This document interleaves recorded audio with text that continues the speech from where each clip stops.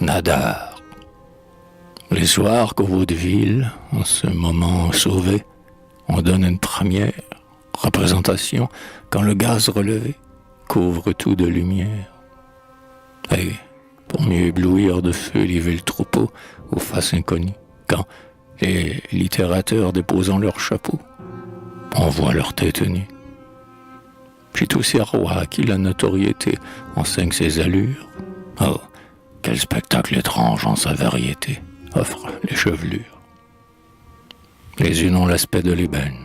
Voici les châtaignes, les fauves et les beaux fronts de neige. Et l'on remarque aussi le bataillon des chauves. C'est le brun l'herminier, Sassoneuf et Murguère, et le maire, d'où les vite. Les cheveux peuvent dire en chœur avec Berger, « Ouah, les morts vont vite !» Louis Boyer, qui prit plus d'une à la ciel, à plus d'un roi de garbe, dissimule son nez, organe essentiel, sous de grands flots de barbe. Son visage, pourtant, n'est pas seul envahi, comme celui d'un Serbe, et de Gois, dont les mots ont un parfum d'Aï, n'est pas non plus imberbe.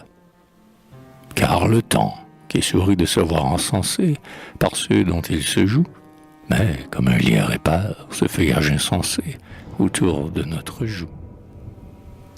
Louis l'urine, habile à bien lancer les dards, en a les tempes bleues. Asselineau pourrait fournir des étendards au pacha à trois queues.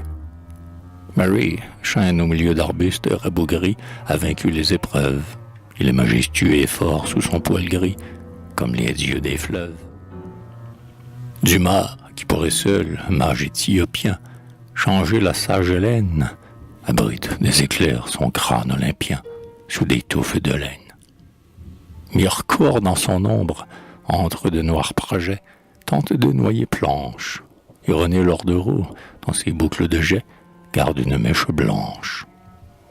Villemessant, mêlé, comme les vieux railleurs, de faune et de satire, se coiffe en brosse, et puis j'en passe, et des meilleurs, mais qui pourrait tout dire.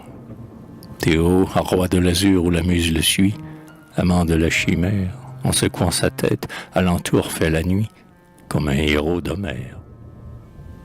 Et Barrière, qui va cherchant la vérité, sans songer à sa gloire, montre plein d'ouragans des yeux d'aigle irrité, sous une forêt noire. À côté d'eux, on voit les blonds, c'est Dumas fils, dont l'ample toison frise, c'est Gaïf, dont la joue est neige, ivoire et lisse, et la lèvre cerise. C'est Castille, aux anneaux crêpés, ses yeux ont lui, pour quelque étrange rêve, et son chef lumineux brille comme celui de notre grand-mère Ève. Voilemot resplendit comme un jeune Apollon, fabuleux météore, sa tête radieuse au milieu d'un salon fait l'effet d'une aurore. Arsène Houssaye, à qui souvent le cœur troublé rêvent les jeunes filles, a des cheveux pareils à ceux des champs de blé, tombant sous les faucilles. Ils sont d'or pâle, ceux du poète nouveau, qui, dans des vers bizarres, a nommé le public bête à tête de veau. Sont jaunes, fins et rares. La Madeleine est rose, et Marshall est vermeil, d'une façon hardie, mais Nadar sur son front aux comètes pareilles arbore l'incendie.